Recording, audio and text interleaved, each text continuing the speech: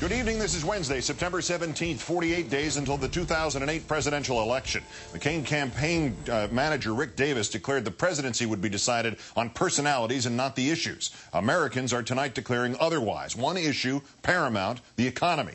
Our fifth story on the countdown. In heavy trading today, the Dow dropped 4% and Senator McCain dropped 7%. The Dow Jones closed down by another 450 points, roughly. The market less than comforted by last night's news of the government bailout of the insurance giant AIG. The Treasury announced today it would be selling bonds for the Fed to assist in its lending efforts. And if that's not enough money, the Fed might have to print more. Against that backdrop, should it be any surprise that nearly half of those voters surveyed by the New York Times and CBS News believe the economy is the most important issue in this election? More voters now having confidence in Senator Obama's ability to handle that economy than they do in Senator McCain's. The fallout of the economic crisis, perhaps most keenly seen, though, in the latest horse race number, Obama now leading by 5. Last week it had been McCain by 2, that margin in both registered and likely voters. And if you've ever wondered what it might look like should a McCain campaign event be open to more than just carefully screened ticket holders, especially if some of those non-ticket holders just happen to be some of those fundamentals of the U.S. economy, the workers. Your chance came this afternoon on the assembly line of the GM plant in Lake Orion, Michigan. At least 5 fundamentals of the U.S. economy were there. They were seen wearing an Obama shirt, an Obama button, Obama sticker, another Obama shirt, another Obama button. Time for Senator McCain to tell those fine fundamentals what they already know they haven't done. I reject the doom and gloom that says our nation is in decline. America's best days are ahead of us. I want to assure these great employees here, I want to assure them that I have faith and confidence that they're the greatest workers and the backbone and the fundamental of America's economy. It's not your fault. Okay, thanks. As for how it ended, we resumed the McCain campaign event already in progress. I thank you very much. Thank you all.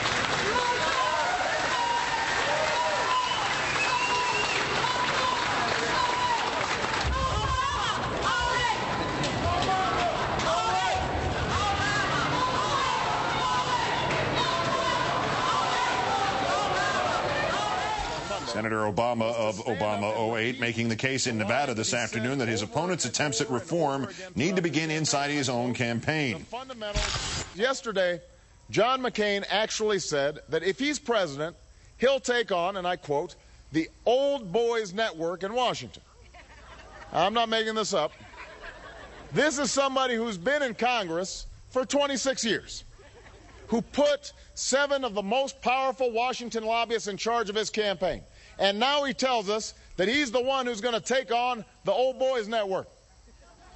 The old boys network. In the McCain campaign, that's called a staff meeting. Time now to call in our own Richard Wolff, also, of course, senior White House correspondent for Newsweek magazine. Richard, good evening. We lost contact with Richard, or can you hear me? I can hear you. All right, there you are. Hear me? Yes, now we've got it together. Some of the other internal numbers in that New York Times poll tonight. White women now for Obama by 2 points, which sounds like a virtual tie, and it is. But last week, it had been McCain by 19. Did the economic crisis just get in the way of the McCain plan to Palin his way to the White House? Well, I think we've seen a couple of things. First of all, the swing to McCain was exaggerated. That 19-point lead among white women wasn't actually tracked by many other polls. It really came out of one, which was an ABC number.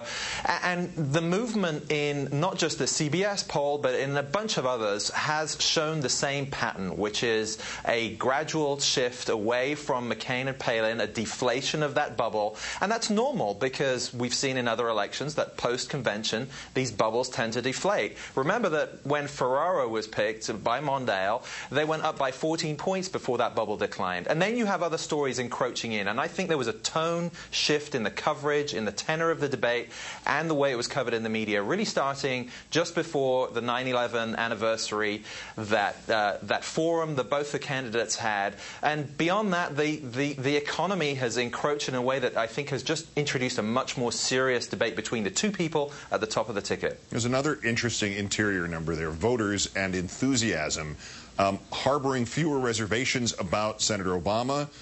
Reservations about Senator McCain seem to be growing inside this CBS and New York Times poll. There has been criticism throughout Obama not able to close the deal. That went through the primaries, that's gone through the first part of the election. Is there evidence that he's erasing doubts in voters' minds, or are those numbers also reflective of the deflation of a post-convention bounce for the GOP?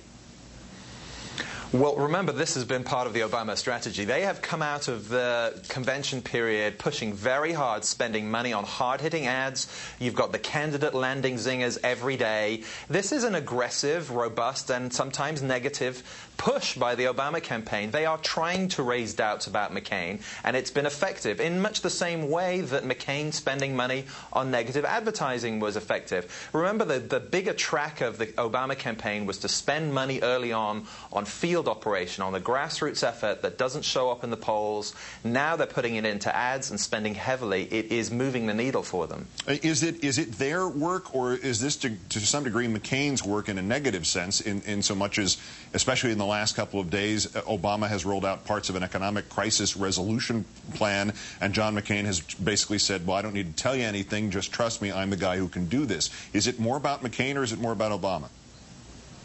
Well, it's a combination, and McCain's blunders, his repetition of the fundamentals being sound, Carly Fiorina's comments yesterday, and I think the coverage, the intensive coverage of Sarah Palin's record, none of these have given the McCain campaign any kind of break. There hasn't really been any positive news after the first few days of Palin's announcement, and the crowd's there. But, you know, there's so much of the Palin story that has been debunked over the last several days that the coverage has been very negative for them. I think, again, that has been an important factor, combined with, obviously, the case that Obama is making. And lastly, the videotape from the GM plant.